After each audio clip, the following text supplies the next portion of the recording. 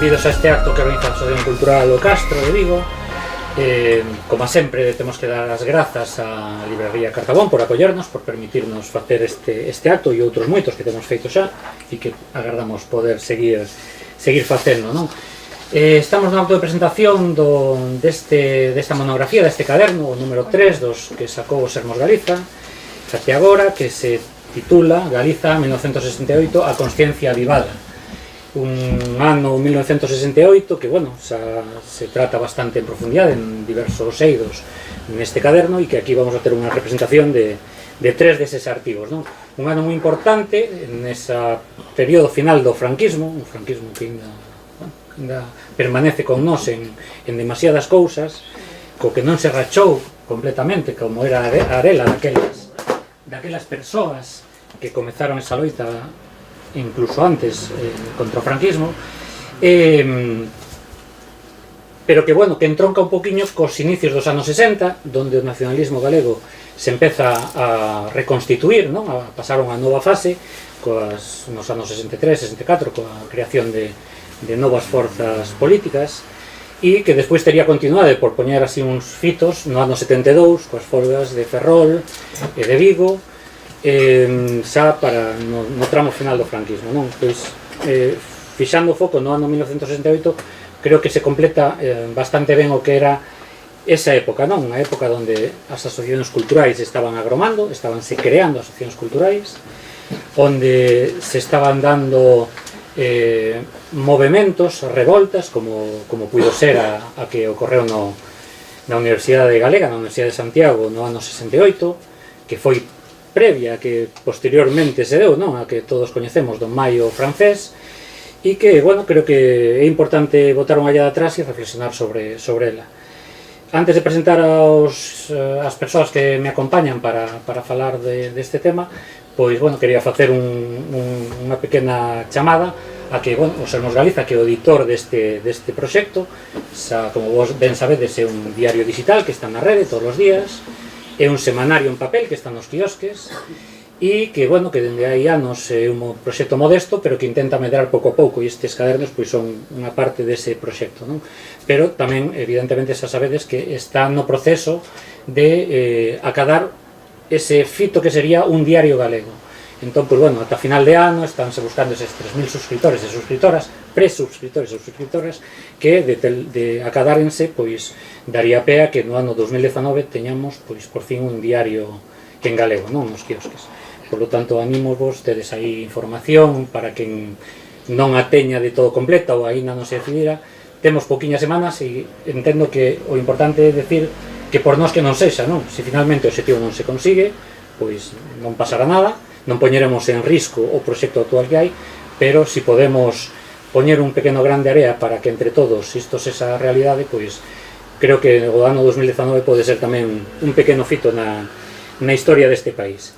E xa así máis, pois, bueno, paso un poquinho a presentar as persoas que fixeron tres destes artigos que figuran na monografía, e por orden de aparición no propio caderno, pois primeiro vai falar Enrique Arguindei e Manuel Romero de Un camiño da noite. Bueno, o seu artigo é Un camiño da noite, no que tratan, pois, fundamentalmente o tema do asociacionismo cultural naqueles anos. Están ben sellados ambos o que foi a Asociación Cultural do Facho na Coruña. Bueno, tamén no ano 1965 foi cando se creou a Asociación Cultural de Vigo, que para a Asociación Cultural do Castro pois son antecedente, non? A Asociación Cultural de Vigo xa non existe, pero nós que comezamos con moitas gañas e ilusión hai 8 anos, tamén pois nos vemos reflectidos un poquinho nese antecedente. Enrique Arguindei é tradutor, escritor, catedrático de francés, tamén colabora no Sermos Galiza semanalmente cun pequeno espazo que se chama Como dicilo, onde pois aprendemos moito sobre a nosa lingua, non? Manuel Romero, pois, bueno, aparte da seu labor que fixo de iniciador, dun dos iniciadores da Asociación Cultural O Facho, pois, bueno, despois posteriormente veo aquí a Vigo, estivo pois a frente dun proxecto tamén interesante como puido ser que ainda é, naquel xa non está vencellado el, o Café de 4 a 4, bueno, pois nos van a falar dese tema fundamentalmente. Despois, en canto a Camiño Noia, que nos vai a presentar o seu artigo Afender o modelo patriarcal, e onde se fala da revolta do ano 68, non? Da universidade naquela época, e o espazo, pouco espacio que tiñan as mulleres, visibilidade que tiñan as mulleres naquela universidade galega do ano 68, pero onde o labor de moita xente pois empezaba a ter presenza pois o feminismo, non? É dicir, un labor completamente necesario. Ela é catedrática de Lingua e Literatura Galega, foi decana de Filoloxía na Universidade de Vigo, e, bueno, pues tamén está relacionado co mundo editorial e co mundo da traducción, etc. E, finalmente, para pechar o acto, pois nos falará Xesús Sansoas do movimento estudiantil na Compostela do 68, onde, evidentemente, pois se poñerá o foco no que foi a revolta en marzo do 68, pois en Compostela, xa que el foi un das persoas que encabezou, xunto con outras, pois ese movimento iniciador da revolta, non? El estudaba Dereito, creo que naquela altura, non me equivoco, e, bueno, entre outras cousas, e como mérito, porque tamén hai que decirlo, non? Pois foi detido no franquismo en varias ocasións, que, bueno, creo que tamén hai que poñer certas cousas en valor, porque quen loita contra ese tipo de réximes e padece as consecuencias, pois, bueno, creo que non é para nada un demérito, senón que hai que facelo salientar.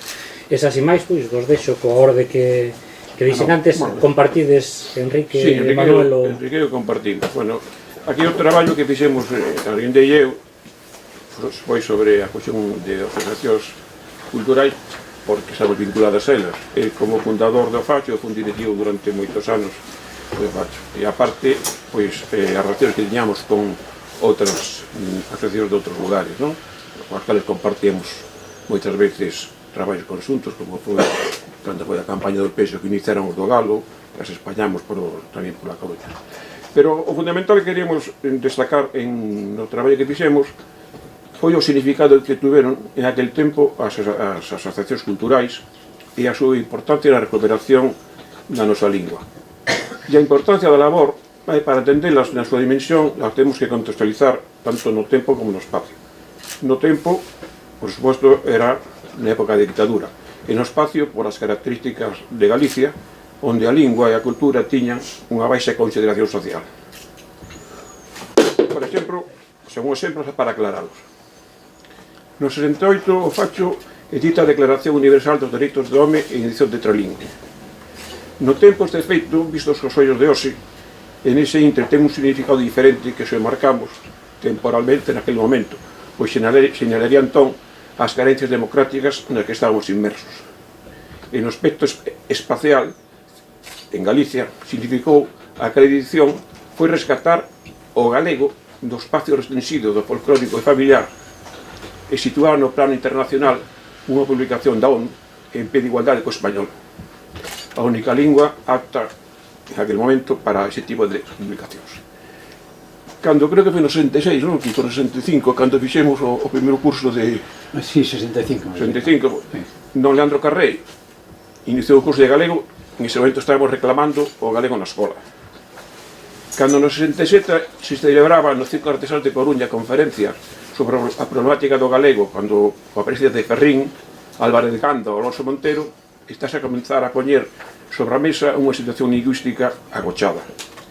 Cando no 68, despois do Vaticano II, Manuel Espiña fala sobre a Igrexa e as linguas vernáculas, estás abrindo outro camiño na expresión do galego na liturgia.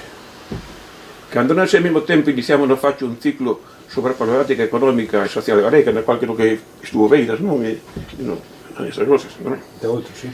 Non se trataba únicamente de dar a coñecer cal era a situación económica de Galicia, sino tamén de outro componente, colocar o galego no ámbito da economía. Outro tanto ocurre coa conferencia de Manteiga, Pedrades sobre fundamentos filosóficos do dereito do home e os seminarios sociológicos que se fixeron. E cando a Asociación Cultural de Vigo inicia o programa Raíz de Tempo na Voz de Vigo, estás introducindo a nosa lingua nos medios de comunicación. Igual tipo de actividades que situaban o galego no mesmo nivel que outra lengua calquera, levanse a cabo por toda Galicia por medio das asociacións culturais. E deste xeito, toda a mano de posibilidades para a expresión da nosa lingua e cultura empezas a mostrar con actos como os citados, así como en outros campos, como no teatro ou a expresión plástica. Sabemos que unha lingua dun país que queda relegada con respecto a outro dominante, noutros tempos ocupaba o seu espacio de comunicación en todos os ámbitos de expresión. Era pois unha lingua continua dende os niveles máis humildes aos máis elaborados. Cando se rompe esa continuidade pola presión dunha lingua allea dominante, anteriormente lingua continua convírtese en unha lingua discreta de usos parcelados e alonxados do poder. Isto leva a que esa lingua teña atribucións de baixo prestigio como a imposibilidade de expresar coñecemento nos máis variados eidos científicos. O proceso de normalización lingüística que ainda está en marcha e que as asociacións culturales empezamos tamén esa época non é un proceso de imposición, por lo tanto, sino un proceso de restitución, un proceso de rechazar esos espacios discontinuos para devolverlle esa continuidade á lingua. E é nese contexto o que temos que situar o traballo das nosas asociacións en ese tempo.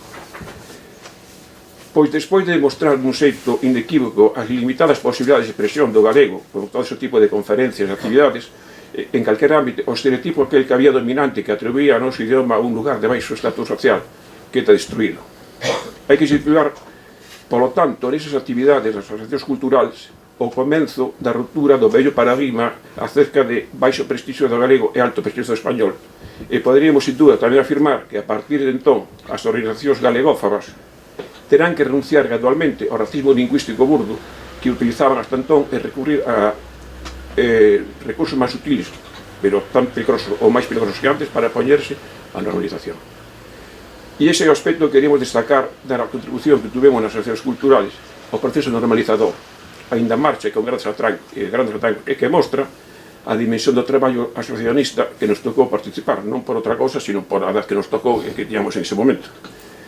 Sin exceder, por suposto, os lazos que nos unían e que tamén somos tributarios dos grupos anteriores, como que non, o sea, ninguna asociación nace ex novo, senón que había xente antes da cual aprendemos e como supoñemos que haberá asociacións agora que siguen o noso camiño. Eso, despois temos unha segunda parte do noso traballo, que é outro aspecto que queremos tamén falar de como o paso que demos moita xente que estamos vinculados ás redes culturales, que demos o paso hacia o movimento político clandestino, non?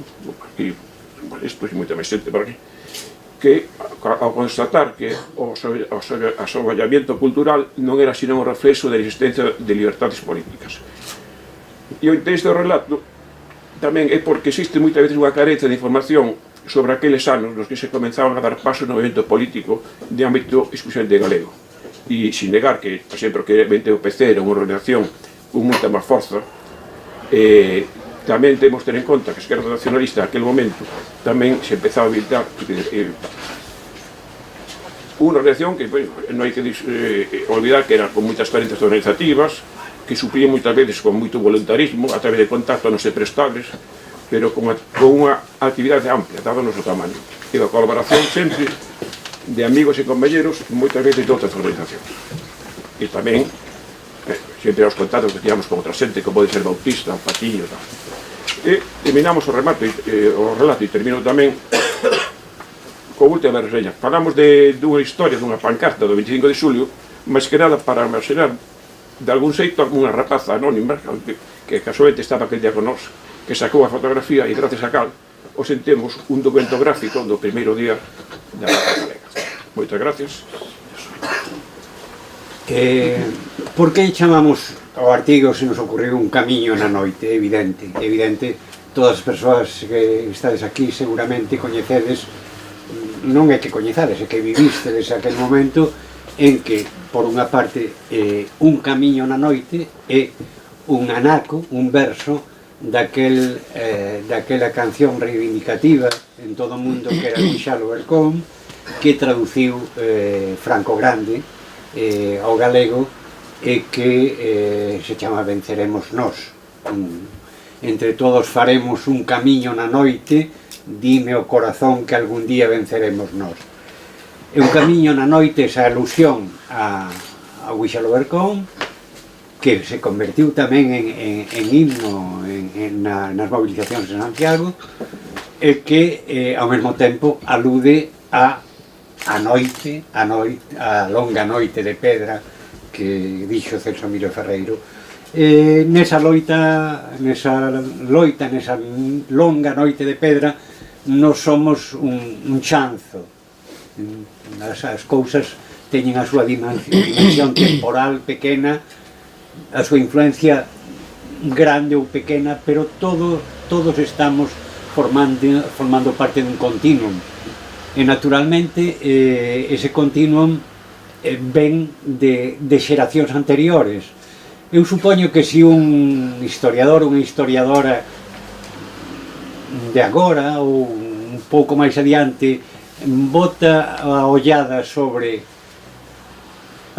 o labor cultural daqueles anos en Galicia, quedará un pouco impresionado de como nun determinado momento, nuns anos, se vai prendendo o movimento asociacionista galego cunha dimensión tan importante e tan rápida.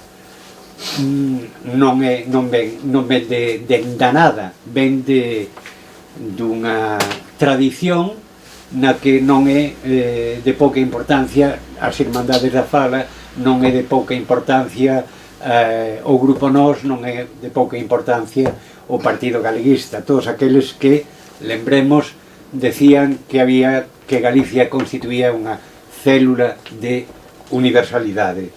É así como se van prendendo, van facendo todos esos movimentos que teñen en común a reivindicación da identidade nacional de Galicia, centrada fundamentalmente e potenciada a través do idioma, o idioma que, como dixo Castelao, é o ser que nos dá esa identidade que confluye e que conforma a identidade. As asociacións, polo tanto, cumplen o papel de reclamar o papel que lle corresponde a nosa lingua, dado que non estaba presente en ningún ámbito de ensino, en organizar cursos de galego, en reivindicar que o galego forme parte como vehículo e como materia na escola. Temos aquela campaña, por exemplo, na que participou a Asociación Cultural de Vigo, que encheu Galicia de pegatinas de coches que decían falemos galego, e outra galego na escola. Lembraredes moitos deles que participastes nestas campañas. Como dixo Manolo, por exemplo, fíxose presente o galego, empezouse a facer presente o galego na radio.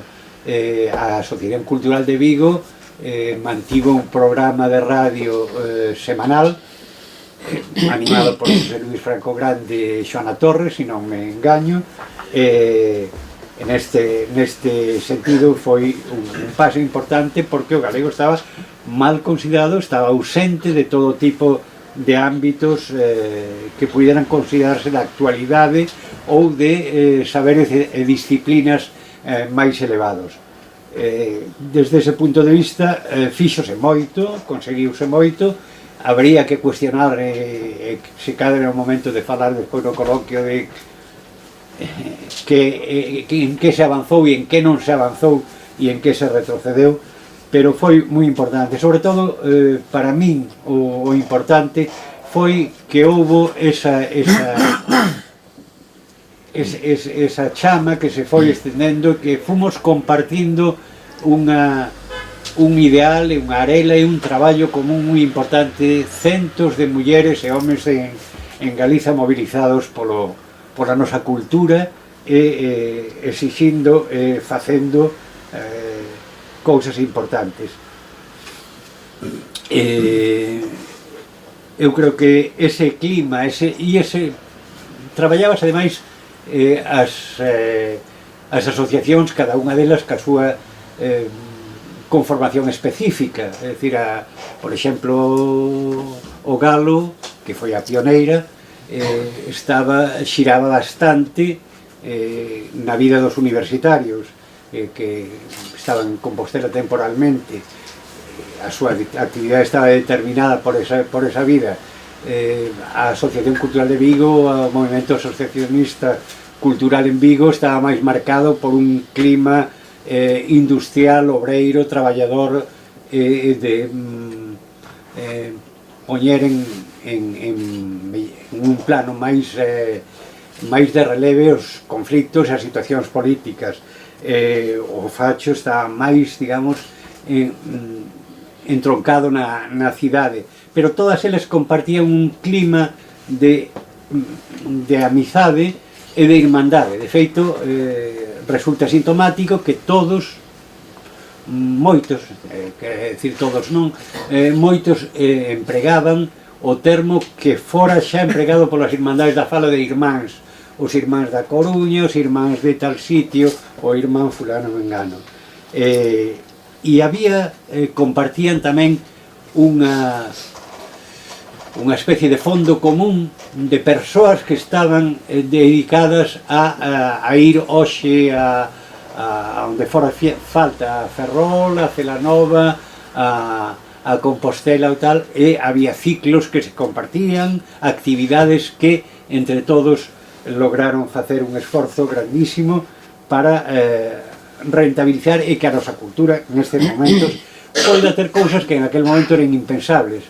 Naquel momento non pensábamos que se puidera facer un filme, unha película en galego, que puidéramos ir ao cine a mirar unha película en galega, que esa película en galego que estivera moito tempo, que puidera recibir nominacións e premios internacionais, ou que houbera unha televisión en galego.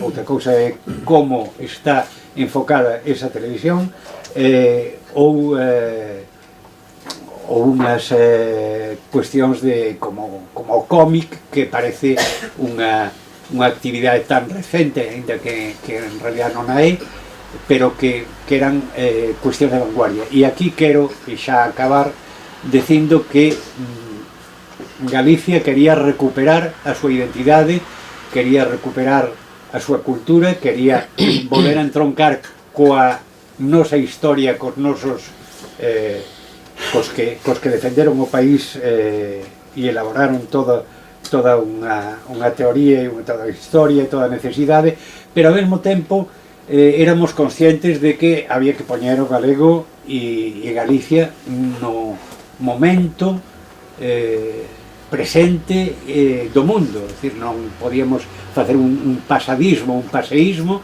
senón actualizar e poñer o que despois foi, por exemplo, un lema da Universidade de Vigo: galego está no mundo, non? Con galego estamos no mundo. E así, por exemplo, eu decía noutra presentación que Raimundo Patiño, que fixo o deseño do logotipo do facho, pois non fixo esa torre de Hércules, ese facho, como unha cousa, como un grabado antigo, senón que fixo precisamente un deseño do máis innovador, do máis revolucionario, como era Patiño tanto no persoal como no artístico. Unha persoa que estivo, que estaba tanto e estaba en vanguarda do deseño internacional. Percorreuse camiño nesa noite, ainda queda moito por percorrer, e xuntos teremos que seguir facendo esforzos. Eu creo, destaco que decía Xoán Colazo, contarmos con un medio de comunicación, con un diario en galego sería estratégico, e creo que debemos de todos empeñarnos neso, e é outro chanzo máis nese camiño que nos quixemos poñer de releve en canto a aqueles anos concretos. Moitas gracias.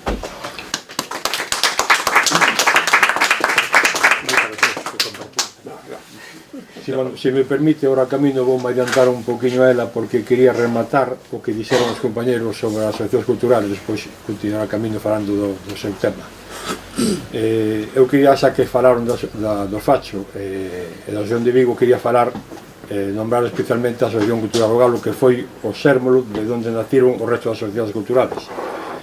Que o Galo non só se dedicaba, como o resto das asociacións, á defensa do idioma e da cultura galegas, senón que, por exemplo, para que vexades que tendíamos a algo máis, a primeira protesta pública que se fixo nun acto oficial contra a exclusión do idioma galego foi levada a cabo por o Galo, con motivo dunha conferencia que estaba dando Blas Piñar no Hostal dos Reis Católicos, eran con motivo dos xogos minervais en que se excluía o galego, eran xogos minervais co catalán, en euskera e en castelán. Estaba excluído o galego. Bueno, pois o galo fixo a primeira protesta pública contra a exclusión do idioma e fomos ali todos os socios do galo e a xente, a mellor que tampouco era do galo, pero tamén se sumou á protesta e boicoteamos a conferencia de Blas Piñar e cando acabou a conferencia marchámonos todos de ali e quedou prácticamente baleira a sala. Outra cousa que tamén que fixo o galo que no seu época tuvo a súa importancia foi intentar presionar a xerarquía da Igrexa para que utilizara a lingua na súa liturgia, concretamente na misa.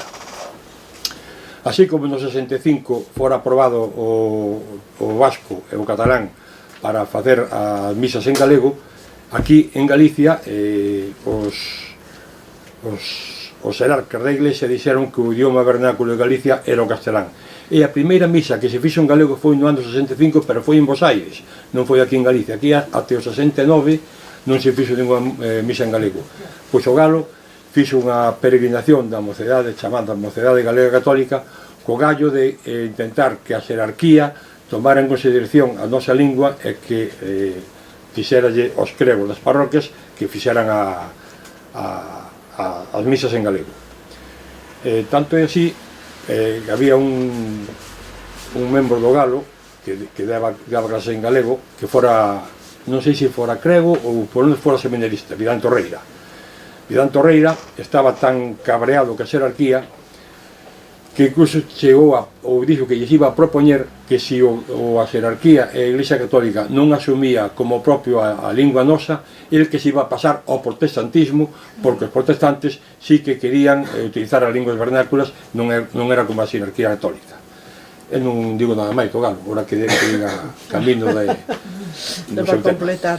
Bueno, antes de nada, eu creo que a misa foi no 68 en Santo Domingo, que despois houve unha carga policial. Foi un responso que deran con motivo un responso que lle deran a Rosalía, pero non foi misa. Até o 69 non houve misa en galego. Porque había, o día da Patria Galega, ás 5 da tarde había unha misa sempre. E que incluso fora Quiroga Palacios a der un responso en galego tamén, con unha gran, non sei, como se fora un a nosa terra ten unha foto donde está cargando a policía e está Isla Couto ali defendendo o Canto de Tubero, sí. Ali estábamos nós. Petición que se fixera a Cardenal Quiroga Palacios declarando fillos puro de Galicia, se non facía... A quen? A Quiroga? A Quiroga. Quen facía aquelos... Non me lembro xo. Sí, se te poñan firmas. Bueno, eu...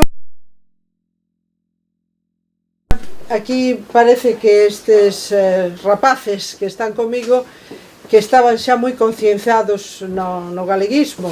Eu non estaba nada concienciada no galeguismo, eu son de Santiago, e ali pois estudiaba na universidade e tiña unha tendencia cara ao social, pero non, e realmente teño que decir, eu sabía da existencia do galo, tiña relación co galo, porque tiña unha amiga, moi amiga, que era membro do galo, pero realmente na universidade foi nos últimos anos da carreira, xa no 67, 68, cando se empezou a notar a influencia do galeguismo. O meu artigo vai de mulleres, podedelo ler aquí, entón eu quería un pouco facer unha reflexión respecto a este tempo de hoxe, do que pasaba naquela época, porque no ano 68, sobre todo para os máis novos que teño aquí diante, hai que pensar que confluíron moitas cousas. Foi un ano como se todas as tensións sociais que houbera nese século, e sobre todo nos anos 60, confluíran aí. Supoño que todo o mundo pois coñece a Primavera de Praga, a morte dos estudantes na plaza en México, das Tres Culturas, que foi terrorífica. Un ano antes a morte do Che Guevara, as guerrillas todas que se estaban facendo en Hispanoamérica, en Asia. Todo isto foron elementos que tuveron unha influencia moi grande, non se sabe como, pero eu agora, 50 anos despois, creo que o 68 e todos os acontecimentos foron posibles porque antes houbo moitas cousas máis. Aquí estábamos nun mundo franquista, dictatorial, sin liberdades, que hoxe pois só concebimos os que estábamos ali naquel tempo, pero vos é imposible que o concibades. Aquí, por exemplo, habería pois un brigada social, é dicir, un membro da policía que apuntaba e que sabía o que falábamos aquí. Decíamos algo que non estaba de acordo co réxime, pois veñen a buscar a continuación. Xa antes había que pedir o permiso, sí, e era difícil que chodera. Efectivamente, para reunirnos, pero, bueno, todo isto era así. Entonces, claro, nun mundo de hoxe, que non cambiou moito en algunhas cousas, pero noutras cambiou totalmente, pois é difícil. Entón, todos eses acontecimentos, de alguna maneira, chegan a Santiago. Santiago, que aínda non había autoestradas, e había a Canda e o Padornelo, e estábamos moi lonxe do resto dos países do Estado español. Digo porque, claro, hai que situarse naquel momento. E ali, pois, tiñamos unha universidade que xa, gracias a un pouco de desenvolvemento económico que houbera a partir nos anos 60, xa xente que non era da alta burguesía iba á universidade. Xa tiñan acceso clases de traballadores e de xente pois da pequena burguesía. Éramos naquela época en Santiago creo que 9.000 estudantes e ambos esos, non? Mulleres poucas, había moitas en filosofía e letras onde estudaba eu, e nas carreras de letras, pero en medicina pois habería 3 ou 4, e en farmacia moitas tamén, é dicir, dependendo das especialidades. Nese ámbito, quen é a xente que chega a Santiago, ou que estamos en Santiago, porque eu son de Santiago, e que accede á universidade? Pois, para nós, os que estábamos en Santiago, era moi fácil, porque estábamos ali, continuábamos o bachillerato e íbamos á universidade. A xente de fora xa tiña que ter uns medios económicos. Como viñamos esa xente? Sobre todo, pois, o que máis penso son en mulleres, pero tamén homes. Normalmente viñamos de unhas prácticas religiosas moi fondas. É dicir, a xente que naquela época todo o mundo era unha teocracia absoluta, todo estaba mobilizado, imbuído pola xerarquía eclesiástica. Aquí, fixadevos, incluso estes meus compañeiros pois falaron de Quiroga Palacios, do importante que era pois que a liturxia entrara que o galego entrara na liturxia e nas iglesias, porque vivíamos da iglesia, todos chegamos moi religiosos a Santiago, ou eran pois de grupos de acción católica, da JIC, da JEC, da JOC, ou eran dos abelinos, había grupos así de marianos. Outro día na Coruña, nunha mesa, estábamos tamén 5 persoas, e desas 5 que estuvéramos no 68, só unha non pertencía a un grupo religioso, todas as demais sí. Entón, chegamos un pouco a Santiago e tratamos, aquelo era pois estudar e a ver que pasa, e de repente vemos que hai unha ruptura absoluta co que se chama a Universidade Troiana. É dicir, todo aquilo que sale na Casa da Troia e que coñecíamos, de que as festas, a tuna, todas estas cousas non valían para estes universitarios, que en principio pois seguían practicando a liturxia, pero que empezaron xa a ver outras cousas. Empezamos a saber o que estaba pasando en Barcelona, porque alguén viña dali.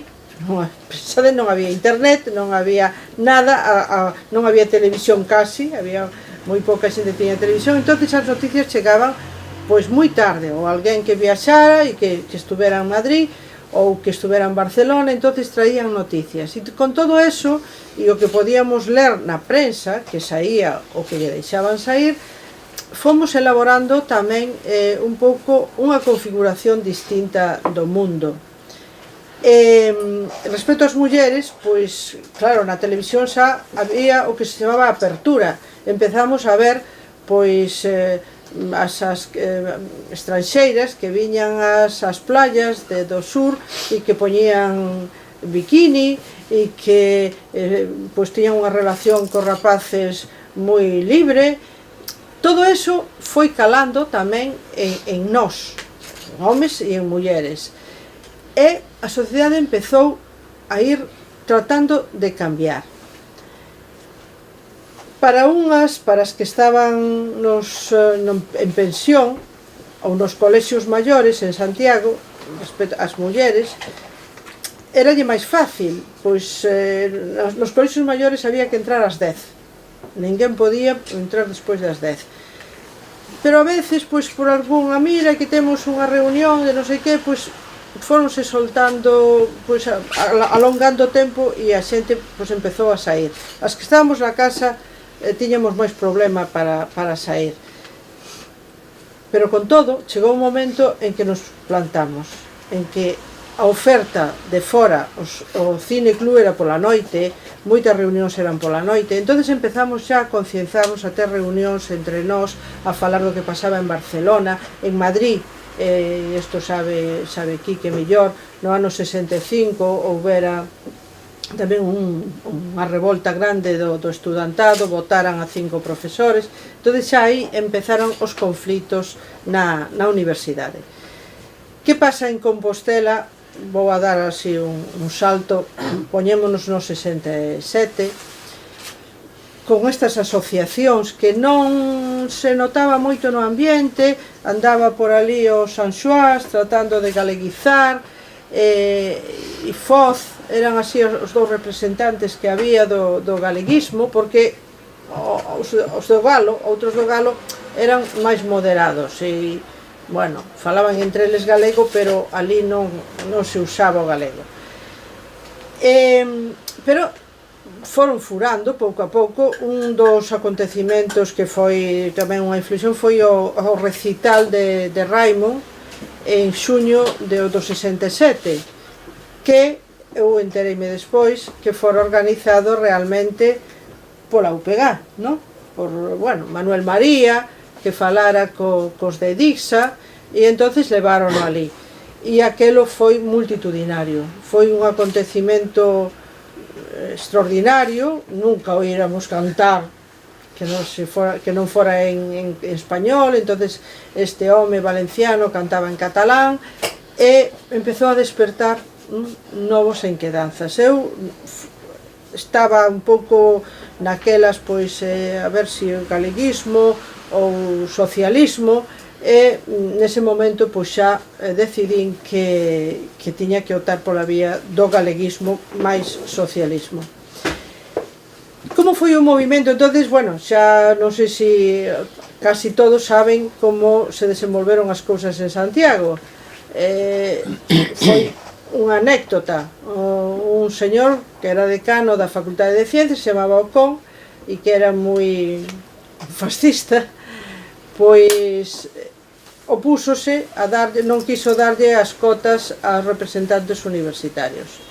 Unha cousa que hoxe pois se resolvería dunha maneira dialogante ou tal, pois nese momento xa foi un acontecimento que puso en pé a toda a Universidade de Santiago, e que manifestacións, despois el devolvía as cotas, pero xa non nos valía eso, xa había que chegar a máis, e así foi crecendo todo ese movimento ata, bueno, pois chegar aos 3 días encerrados na universidade, en marzo do 68, e todo o que veo a continuación, que non vos vou contar aquí, e que está contado. Pero como analizaría eu ese movimento? Despois ti dirás a túa visión, pero a miña visión desde hoxe, eu desde logo era así, participaba desa visión, pero pensando en moitos meus compañeiros, creo que tamén tiñamos unha gran ilusión, moitos de nós, grazas á propia religión, porque a religión levounos a un compromiso social, sobre todo a partir do Concilio Vaticano II, que decía que había que influir na sociedade.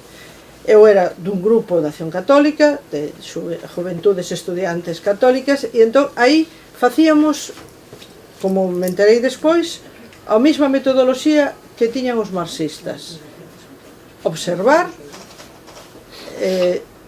debater o observado e comprometerse. Entón, ir á sociedade para tratar de cambiala. Nos decíamos que había que cambiala levando o Evangelio de Cristo e facendo pois, unha sociedade mellor. Os marxistas pois, facendo socialistas e marxistas e todo isto, pero a metodoloxía era a mesma do PC e dos grupos de esquerdas. Isto levounos, claro, a ver a sociedade, a ver o que representábamos ali e a tomar pois camiños diferentes cara ao galeguismo, porque moitos de nós pensamos que non pode haber socialismo se non somos galeguistas, se non defendemos primeiro o país que temos aquí. Outros, en cambio, a internacional, eran as grandes peleas que había naquel momento, non? Se había que ser internacionalista ou nacionalista. Entón había unha grande ilusión, algo que, se pensamos noxe, é moi diferente. Creo que hoxe non hai, parece que todos son límites, que estamos xa moi pouco ilusionados co que poide pasar. Ali non, todo era tirar para diante, todo. Íbamos, os universitarios xa non íbamos a facer que os dirixentes pois accederan ao que nos pedíamos para a universidade. Non, íbamos a tirar ao goberno de Franco, íbamos a acabar coa ditadura. Claro, isto en Santiago, pero tamén logo eu tiña reunións, porque cheguei a ser a presidenta da SEP, entonces tiñamos reunións en Cataluña, en Asturias, en Madrid, e aí reuníamonos con toda a xente, os estudantes de outras universidades. Os cataláns, como a sempre, pois levaban, iban en cabeza e que deixábanos sorprendidos con todo o que lían, co nivel de cultura que tiñan, e nós tratábamos de seguilos. E iso é a miña experiencia respecto aos grupos de iglesia. Supoño que nos partidos políticos pois que sucedía algo así, non? E logo, por outra parte, o que eu destacaría desta época é unha gran ingenuidade. Dentro da ilusión esta de facer e de tirar co Estado e de chegar a moitas cousas, pois éramos moi atrevidos. Sobre todo eran atrevidos pois os dirixentes políticos daquel momento, non? Que xa digo, a maior parte viñan de grupos religiosos e pensaban que a política que era moi fácil, que era andar a correr diante da policía e tirar pasquines e facer cousas que se fixeron moitas e está ben, pero logo que? Detrás deso non había un programa de ata onde queremos chegar, que hai despois, de tal maneira que se acabou en xaneiro de 1969, o Estado, vendo o que estaba pasando, o goberno vendo as revoltas que había, porque xa tamén os obreiros estaban pedindo melloras, e aquí en Vigo había folgas, declara o estado de excepción. O estado de excepción, que era unha cousa terrible, se podía entrar nas casas, requisar todo, levarte para a cadea e terte ali retido hasta que lle dera gana a policía, e todo se acaba. É dicir, éramos, e pareceme curioso que trouxen aquí unha cita. Fraga Iribarne, o que foi despois o noso presidente, que esa é outra, non? Da autonomía, que estaba en contra das autonomías, era nese momento o ministro do Interior, e o que declara o estado de excepción. Sale na televisión para falar de por qué declara o estado de excepción e di: la estrategia del enemigo, el enemigo supónse que era a Unión Soviética, eran os comunistas, es utilizar la generosidad ingenua de la juventud para llevarla a una orgía de nihilismo, de anarquismo y de desobediencia. Y es mejor prevenir que curar. No vamos a esperar a unas jornadas de mayo, a lo mayo francés del 68, para que luego sea más difícil y más caro el arreglo. En un discurso longuísimo, ese era un parágrafo que, leído desde hoxe, a min dime, non eran moi parvos, o sea, sabían que tipo de estudantado había. Efectivamente, éramos moi ingenuos, non había un compromiso, si queredes, pois moi firme, nesas conviccións que decíamos, polas que decíamos loitar, que era pois tirar o goberno de Franco, que non se tirou. Ao final, pois, morreu na cama. Para acabar só, pois, falar un poquinho solo das mulleres, que nesa época eu creo que fixemos un cambio moi grande, porque por todos estes acontecimentos nos que nos vimos, tamén os homes, pero as mulleres en especial, que estábamos máis sometidas, que non podíamos chegar tarde a casa, que non podíamos andar solas pola noite, como agora, que etcétera, etcétera, pois rompimos un pouco con aquelo. E un pouco apoiadas tamén por todos os nosos compañeiros. En certa maneira, porque os nosos compañeiros estaban de acordo en que había que romper, había un eslogan daquela que era contra a muller obxeto, coa muller burguesa que estaba na súa casa e que o home traballaba para ela e que, bueno, tiña unha vida moi cómoda.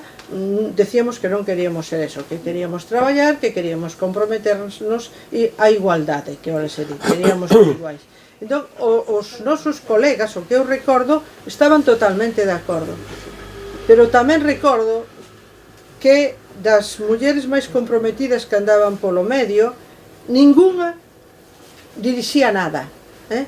Andábamos todas de recadeiras e apoiando, si por exemplo, un labor que facíamos moito, e cando estaba na cadea algún dos dirixentes, pois levábamos roupa de abrigo, bocadillos e cousas, ou se non se encargaban eles de pedir: dille a fulanita de tal, a Carmen Beltrán, a Carmen tal, que traiga tantas cousas e tantas estas. E, bueno, nese momento, pois asumimos que todo ese papel. Quero decir que tampouco a conciencia de igualdade nese momento, no ano 68, a pesar de que foi houve moitos cambios, se asimilou. Non, eso tuvo que tardar bastantes anos para que todos eses avances que parece que se iniciaron nesa década, non? E que logo, pois xa a partir da morte de Franco, no 75, pois xa se incrementaron e xa se desenvolveron de outra maneira, foron moi lentos, tremendamente lentos, e hoxe, pois, xa comentaremos como estamos, se resulta que o que gañamos está vivo ou volvemos para atrás. Nada máis.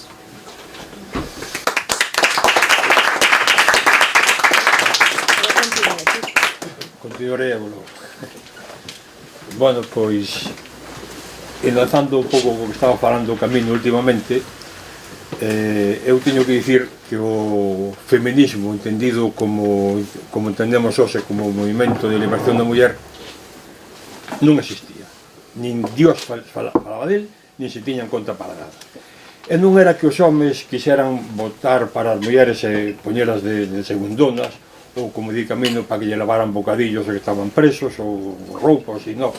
Elas mismas, eu creo que elas mismas se puxeron nesta situación de non estar no primeiro plano da loita.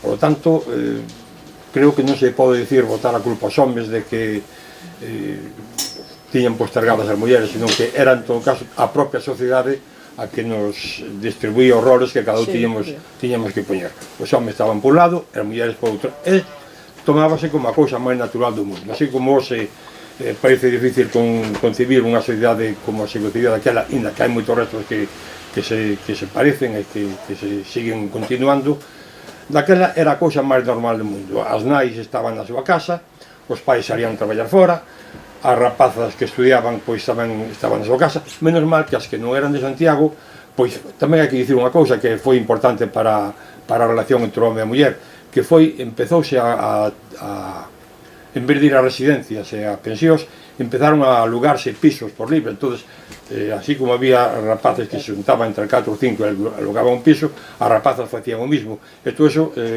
daba unha situación de máis libertade que senón non había antiguamente como nas residencias ou nas pensións, que había un control máis estrito das mulleres. Entonces, en ese momento empezaban a racharse tamén un pouco as relacións home-muller, entraban xa nunha nova situación que é a que temos hoxe en día, afortunadamente, que non ten nada que ver que a época franquista. Dicía, volvendo a enlazar un pouco con o que dicía Camino tamén, que naquel tempo, cando se fixo, por exemplo, o recital de Raimon, que era que non sabía que estuvera a UPG detrás. Efectivamente, a UPG tiña por norma ter o máximo de clandestinidade. Corrérase a voz, eu supoño que de mala fe, que, por exemplo, o Che que o mataran por culpa dun chivatazo aos PCs. Entonces dicían que os PCs, incluso os PCs de Santiago, sí que había que ter cuidado con eles, porque chegado o momento podían ir á policía e descubrirte e denunciarte. Entonces tiñamos todos, guardábamos unha gran clandestinidade. Penso que por exemplo, cando eu entrei no UPG, vou contar unha anécdota que é sencilla. Cando eu entrei no UPG, que foi nos 60... No UPG. No UPG, sí, ou sea, UPG, daquele era UPG, sí. Foi a finales dos 66, cando se fixo no 66, e cando se fixo o primeiro recital de Voces Ceibes no Cine Capitol, viñera un home de UPG que era o corresponsal de Dixa en Madrid, e tamén tiña relacións con Madrid, que era o gerente de Dixa, para organizar o festival de Voces Ceibes no Capitol, e quería contratar con xente do UPG ali en Santiago, e non sabía con quen contratar. Entón preguntoulle un do PC. Haberá que decir o que é Dixa. Dixa era editora de discos en catalán, fundamentalmente nos Estados Unidos. Editora general da Sociedade Anónima, e que xuntárase con Sistral, que era unha editorial de Manuel María. En Galicia. Entonces entre Dixa Catalán e Sistral de Manuel María editaron os discos. Primeiro coeditou con Galaxia e despois con Manuel María. Cando o primeiro disco fora de Acuso a Clase Media de Manuel María. Bueno, vou seguir co que estaba contando. Bueno, pois o PC, cando veu Manolo Conde de Madrid, quiso contratar con xente do UPG e non sabían con quen contratar. Entonces houve un dirigente do PC que sospeitaba que eu podía ser do UPG e voume preguntar a mí, mira, con Manolo Conde quere enlazar con xente do UPG, con quen enlaza? Eu acórdome que había, cando eu te do UPG, había un rapaz que estudiaba medicina, que fora o único que daran a pegar, porque o pegar houve un momento que se foron todos para o PC, que era de Mugardos, que nunca, bueno, estaba afiliado, pero como que está afiliado a outra organización, nunca participou en nada, estaba en marcha de todo, chamábase Roselio. E pois mira, que conecten con Roselio. Eu podía dicir, pois que veña a conectar comigo, pero a verdade que non me atrevín polo ruxe que había de que os PCs denunciaban a todo o mundo, e cando eran xente de outros partidos que se podían denunciar a policía. Despois, dando tempo, todo o mundo soupo que eu era do PG, porque xa non había maneira de ocultarlo. Estamos falando de... non sei, no recital de Raimon. Pois sí, efectivamente, Raimon. O festival de Raimon fora programado en parte pola UPG, viñera Manuel María, fixera a presentación, Manolo Conde, que era do UPG, enlazara con Edixa para poder facer o recital aí. Voces Ceibes, que todo o mundo pensa e di por aí, coño, por exemplo, Alonso Montero e moitos escritos ten comentado por aí pois que eles eran que foi máis ou menos gracias ao PC o que Voces Ceibes coñeceu adiante, incluso eu lin non sei onde, me parece que foi neste libro, noutro, que ele incluso era un pouco tamén de Voces Ceibes, porque unha vez que quiso leválos a Lugo para dar un recital e non lle permitiron ao recital, donde el cantou cancións de Voces Ceibes, entón tamén se incluía como tamén era un pouco membro de Voces Ceibes por cantar. Bueno, pois Voces Ceibes, para dicir que a influencia que pudo ter o PG, só hai que dicir que Evixa foi xunto con Xistral quen editou as cancións de Voces Ceibes. Os poemas que cantaron de Voces Ceibes maioritariamente eran Celso Emilio, Lois Dieguez, Manuel María, que eran todos de UPG. O primeiro recital que se fixo en Santiago de Compostela foi pedido por un hombre pola Asociación Cultural do Galo, Suso García de Besa, que non era de UPG, pero pideu permiso. Manolo Conde veu de Madrid para organizar o festival de Voces Ceibes en Compostela.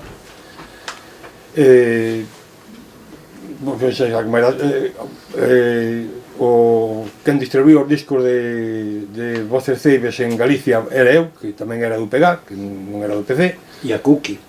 Despois, cando a min expedientaranme no ano 68 sin poder entrar na universidade, entonces veu Ferrín de Vigo a Santiago para falar con Martí, o gerente de Evixa, e propuseran a min para destruir os discos de Voces Ceibes. Entonces, que o PC tuvo algunha incidencia, home, supoño que sí, como tuvo o PC, como tuvo que outra organización, o mellor a Asociación Cultural de Vigo, ou a do Galo, ou o Facho, así, porque os recitarios de Voces Ceibes facíanse en canto se podía, pero non fora unha creación como eles din do PC. É como o que se chamaba a sí mismo o líder ou que se consideraba o líder de Voces Ceibes, que era Benedito, que si era do PC, e quizá tamén Xavier, era un pouquiño Moscoso, ainda que Moscoso foi pouco tempo, os outros xa non eran do PC, nin Guillermo Roxo, nin Vicente Araguas, nin Miro Casabella, nin quen máis había por aí cantando, xa nin me acordo. Bueno, entonces, que tuvo influencia o PC, pois seguramente teria algunha, e que levarían a algún recital, pero non se pode dicir que Voces Ceibes fora unha creación do PC. Dos movimentos políticos en Santiago, que é do que vimos a falar, ou que me tocaba falar a min aquí, teño que dicir que fundamentalmente eu considero que o partido máis fundamental para levar adiante a organización todo o movimento estudiantil foi feito polo PC, e fundamentalmente por un home que veu de Asturias para ali, que foi Vicente Areces. Vicente Areces era un home que estaba moi ben organizado, tiña unha cabeza ben posta, era amable, era simpático, era Guapo. Pois sería guapo tamén. Así como en principio podía haber moitas reticencias contra o PC por aquilo que eran comunistas, sin embargo, pois Vicente Areces enseguida cortou todos eses problemas, e xente que en principio non podían estar moi de acordo con os PCs, como eran, con permiso de Camilo, vou dicir, a xente da GEC, que máis ben, ainda que eran cristianos e todos, pois os comunistas eran máis ben xente casi con cornos e rabo, claro. Pois, sin embargo, pois, ao final de todo, pois, Vicente Areces organizou perfectamente todo os grandes manifestacións que houbo, sin ninguna contraposición por parte nin da GEC nin dos outros partidos, que máis ou menos íbamos un pouco a remolque do que dicía Areces. Areces era, para min foi a alma do 68 compostelano. A parte do PC, é certo que había outros partidos tamén, como eran o PCML, os chamados pochinos, Partido Marxista-Leninista, que foran unha incisión do PC de Carrillo en Madrid, e chegaron tamén a Santiago. Alguna xente que había do PG pasáranse ao ML, quedou o PG deserta.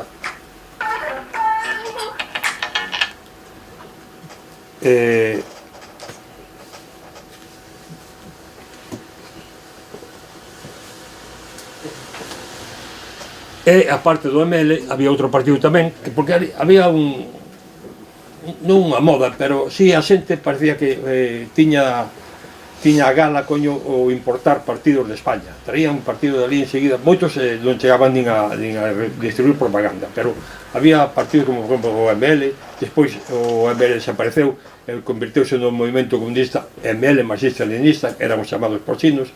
Había o Partido Comunista de España Internacional, que teño que facer unha pequena referencia a él, que era o dirigente era Eduardo Varela, que para min foi o maior activista que do Santiago, andaba sempre á procura de onde facer saltos, onde facer actividades, donde eu creo que incluso anduvo en algún momento armado, andaba sempre procurando facer manifestacións, era de ADE era unha organización estudiantil que procuraba loitar contra o seu, pero desde dentro das propias institucións, non ao marxen do seu, senón infiltrarse no seu, en principio, tomar os cargos directivos das facultades e logo desde ali facer a revolución ou transformar o que se pudera a sociedade e a universidade. Pola contra, os outros partidos de esquerdas o que dicían, o que propugnaban era estar ao marxen do seu, combatir o seu, e loitar contra o seu, pero desde fora hasta destruílo e tomar as facultades, coño, dunha forma democrática sin necesidade de contar cos movimentos do seu. Pero, se me permites, sí. ADE, que era a Asociación Democrática de Estudantes, aí participaban todos. É dicir, que nas reunións deles íbamos do PC, íbamos os da GEC, iban, non sei se... Non iba ningún ML... Aí o ML non sei, non iba o PEGA, sí. E do PC iba Eduardo Varela porque era un infiltrado, según dicía, na ADE, por certo, que os da ADE dicían que era un peligroso esquerdista e que querían botarlo fora. Eduardo Varela, de logo, era non sei se peligroso, pero era un tío moi esquerdista que iba a marcha da violencia, además. Marisa Melón, o Fito, do PC estaban ali sempre organizando os panfletos e todo eso que de arte. Sí, porque despois o PC tamén colleu a postura de infiltrarse tamén desde dentro do seu e desde intentar combatirlo. Eso, claro. Os outros partidos dicían que non, que tiña que ser desde fora. Ao final, pois, non ganamos ningún outro porque o seu sigue existindo moito tempo, non? Non sei que máis dicir así como de anécdotas de Santiago desta época. Se queredes, pasamos ao coloquio, pois pasamos ao coloquio. Pois nada, temos aí un poquinho de tempo, se queredes aproveitar para facer preguntas, para calquera tipo de manifestación. Eu quería preguntar nada máis se a asociación cultural da que falades era que estaba en Lope de Neira. Sí. Ali tuvo reboiras. Lope de Neira. Lope de Neira. Lope de Neira. Ali tuvo reboiras, non? Sí, foi membro da Asociación Cultural de Reboiras tamén, sí, ali estuvo. Ali empezou el con outra xente daqui, rapaces novos que viñeran do Padre Seixas, de un grupo cristiano que eran galeguistas, Padre Seixas era galeguista. Pepe, entre eles. Pois eu tengo un grupo, digo, Reboiras porque falan de Reboiras. Quedaba ali a dereita antes de chegar ao Cine Vigo Antigo. No primeiro piso que había ali. Sí, eu polo que sei, non sei moito da vida da Asociación Cultural de Vigo, estaba fora, non é que estivera na Coruña, estaba en Madrid, pero houve moita colaboración de moita xente, non? Si, no, bueno, eu recordo porque estaba ali antes de chegar ao Cine Vigo a mano dereita, no primer piso, sei que frecuentaba moito Reboiras, na época dos 60, 60 anos. Que tamén ven da religión, do Padre Seixas. Do Padre Seixas, claro. Pero o único que quería facer un inciso... Estaba impregnado, o catolicismo impregnaba toda a sociedade. Bueno, eu mismo que era roso, aqueles non quería saber nada de Dios ni de misa, proviño dos abelinos tamén. Ves? Que non sabía nin camino. Non sabía nin eu, non? Pero que tiene unha cousa... É outra pregunta curiosa. Nos 68 se viu unha serie de circunstancias moi concretas. Viuse o maio do 68, que foi fuerte, foi unha especie de explosión a nivel francés. Aquí hubo un eco, por así decirlo, aquí en España, e ahora no 2018, que son 50 anos, parece que quere haber outra eclosión. Será casualidade ou será que hai ciclos que se cumplen? É unha pregunta. Eu creo que máis que ciclos ou cousas dese tipo, hai circunstancias que se manteñen e que incluso, por decirlo co termo oficial, aquel canónico, as contradicións se agudizan, non? Hoxe temos un capitalismo moito máis depredador que pode xerar explosións importantes. Porque se caducan as ideas e hai que repoñer outras novas. Porque pasan un ciclo de maior explotación, simplemente. Non sei que... Eu queria preguntar, o sea, cando dixeches antes de que eu non estou no pertenezco ao ámbito universitario, non? Daquela tampouco. Cando dixeches que éramos moi insenos, eu non comparto moito que fomos insenos. Digo Santiago. No mundo, creo que no Santiago conocían xente que eran marxistas e sabían o que facían e pensaban o que facían e tiñan claro. Outra cosa que se conseguira, non? No meu mundo onde estuvimos, sí, teníamos unha formación de izquierdas e íbamos para que nos equivocábamos como moitas revolucións do mundo que se fan. As que fracasan non son insenos. Bueno, eu podo tamén falar, cando falas do 69 que foi talud, eu fui un represado do 69, estuve en prisión polo 69. Home, non me gusta que me chamen inxeno por ir a... No, digo que... Eu tiña 24 anos, pero bueno. Que se metían o que eu Pero me vi, metín conscientemente o que facía. Sí, pero non era o normal, o sea, ali enseguida te concienciabas porque e había que actuar. Entonces actuabas un pouco, pois mira, Vicente organizou ali todo e todos íbamos un pouco detrás, pensando que aquelo era o mellor, pero sin unha preparación que o mellor ti tiñas ou que tiñan outros, eu non o sei. Non tiña xente a presión que tiñamos. Si, eu tamén quería decir que efectivamente aquel movimento universitario, aquel movimento social importante, porque non esquezamos que o estado de excepción ven por un movimento social xeneralizado que os estudiantes forman parte, pero tamén os traballadores de todo o estado, os movimentos nacionais de liberación en Euskadi e en Cataluña. Podes decir, en que quedou todo aquelo? Pois claro que deu cousas importantes. Hoxe tamén, se miramos para atrás os puntos positivos do galego, podemos dar tamén ver pasos que se retroceden, pero houbo cousas importantes, non? E sobre todo eu creo que non todos, non masivamente os universitarios concienciados e tal, pero moi boa parte desa xente, deses mozos e mozas, despois integraron organizacións e profesionalmente movéronse, integraron sobre todo organizacións para citarnos aquí en Galicia, non? Políticas, sindicais, laborais, agrarias, clandestinas, e moveron e dinamizaron o país extraordinariamente. E esa xente tuvo tamén parte dela un protagonismo e unha entrega importante e un bo resultado. Eu coincido un pouco con Camino que éramos insenuos no sentido de que pensábamos que podíamos derrocar o feixismo e tomar o poder e facer a revolución. E Franco morreu na cama e o feixismo sigue vixente e aínda hoxe estamos moi lonxe de tomar o poder. En ese sentido, é dicir, non había unha preparación de concienciada de que a donde queremos, sino que, vamos, parecíanos que todo estaba... Tedes algunha intervención máis? Se non, pois, bueno, darvos as grazas pola vosa asistencia e tamén as persoas que viñeron aquí, que colaboraron na publicación, que viñeron aquí a contarnos con estes temas tan interesantes e nada, moitas grazas de novo e até a vindeira.